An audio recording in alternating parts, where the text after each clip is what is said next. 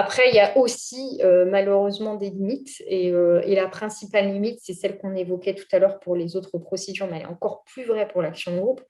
Pour l'action de groupe, c'est à un moment T, vous sentez qu'un problème intervient, qu'un groupe de consommateurs, ça peut être des millions de consommateurs, hein, nous, on a engagé une action de groupe qui potentiellement concernait des millions de consommateurs. Le problème, c'est qu'au moment où vous repérez ce sujet juridique qui pourrait amener l'indemnisation des consommateurs. Et le moment où les juges du fond rendront leur décision. On peut avoir un délai de 4 ans qui s'est écoulé, 2, 3, 4 ans qui s'est écoulé. Et dans ces cas-là, la difficulté pour nous, elle est aller retrouver les consommateurs qui ont rencontré le problème il y a 2, 3, 4 ans, aller leur demander de vous fournir leur contrat pour être indemnisé. C'est mission impossible. C'est hyper important d'enfermer ces procédures à bref délai pour qu'elles marchent parce qu'il ne faut pas trop de temps entre le moment où le comportement qui pose problème du professionnel intervient et la décision de justice. Là, on pourra valablement constituer les dossiers et demander le remboursement dû au consommateur. Si on attend ces années de procédure, moi, je suis incapable de vous retrouver mon contrat d'il y a 4 ans avec la personne qui est venue entretenir ma chaudière, par exemple. Enfin, je les garde 12 mois et ensuite, forcément, c'est celui d'après qu'on range dans le classeur. Voilà. Donc ces procédures sont très importantes. Elles manquaient cruellement en droit de la consommation, mais il faut qu'elles soient rapidement enfermées à bref délai. L'autre problème qu'on rencontre, c'est aussi un problème de compétences, mais c'est absolument pas péjoratif ce que je dis. Hein. On n'a pas de magistrat spécialisé pour traiter ces procédures. Et c'est des procédures qui sont complexes. Et d'ailleurs, y compris dans la formation d'un magistrat, il y a très, très peu de droit de la conso hein, aujourd'hui, hein, sauf pour ceux qui auront décidé de faire un troisième cycle en droit de la conso. Finalement, il y en a assez peu dans le cursus d'un magistrat. Donc, ce qu'on aimerait, nous, c'est vraiment avoir une juridiction spécialisée qui s'occupe de ces contentieux de masse.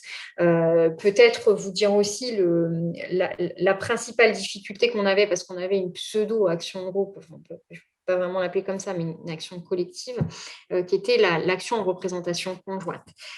Ça, par le passé, Famille Rurale en avait engagé. Et ce qui se passait, c'était assez déroutant d'ailleurs, on pouvait même venir, nous, avec le soutien de 10 ou 100 consommateurs qui rencontraient le même problème avec le même professionnel. Le problème, c'est que le professionnel proposait une transaction qui était très intéressante à ces 100 consommateurs. Résultat des courses, on se retrouvait tout seul devant le juge. Et donc, sans personne au soutien de notre demande pour prouver que vraiment il y avait un préjudice collectif à évaluer. Là, l'action de groupe, l'avantage, c'est qu'on constitue un groupe de consommateurs, mais ce groupe de consommateurs n'est intéressé par la procédure qu'une fois que le juge a rendu son jugement en responsabilité. Donc, il n'y a pas vraiment de transaction qui puisse intervenir et faire que le consommateur se désiste de la procédure, puisque la procédure, on est seul à la porter. Voilà ce qui faisait vraiment défaut avec l'action de représentation conjointe et le problème qu'on n'a plus par l'intermédiaire de l'action de groupe. L'autre problème de l'action de groupe, c'est aussi son coût, parce que l'action de groupe, on a mis ceinture et bretelles et on l'a souhaité nous-mêmes. Hein. L'action de groupe, elle est réservée aux seules associations de défense des consommateurs et ça, c'est bien parce qu'il n'est pas question non plus de créer un marché de l'action de groupe comme il en existe aux États-Unis. Hein. L'action de groupe, elle est vraiment là pour indemniser les principales victimes qui sont les consommateurs. Elle n'est pas là pour faire gagner de l'argent à des avocats. Mais la limite, elle est aussi qu'on a tellement essayé de circonscrire les préjudices qu'on a dit seuls les consommateurs peuvent être indemnisés. Résultat des courses, les actions de groupe, c'est des actions qui coûtent très très cher aux associations de consommateurs. Pour l'engager, c'est au moins 15 000 € et je ne vous compte pas le temps de travail. Hein. Et au final, dans le meilleur des cas, si on obtient satisfaction, on a un article 700 qui sera allé au mieux de 4 000 €.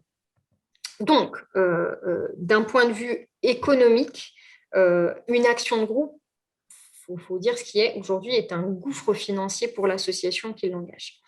Ce qui serait bien, c'est d'avoir une action qui prenne en considération les préjudices individuellement subis par les consommateurs, sans nier le préjudice lié à l'intérêt collectif, même si ça ne nous fait pas gagner, on ne gagne pas d'argent en tant qu'association de consommateurs avec les actions en justice, hein.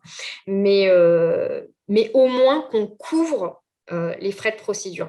Et c'est vrai que, encore une fois, c'est des procédures qui sont complexes.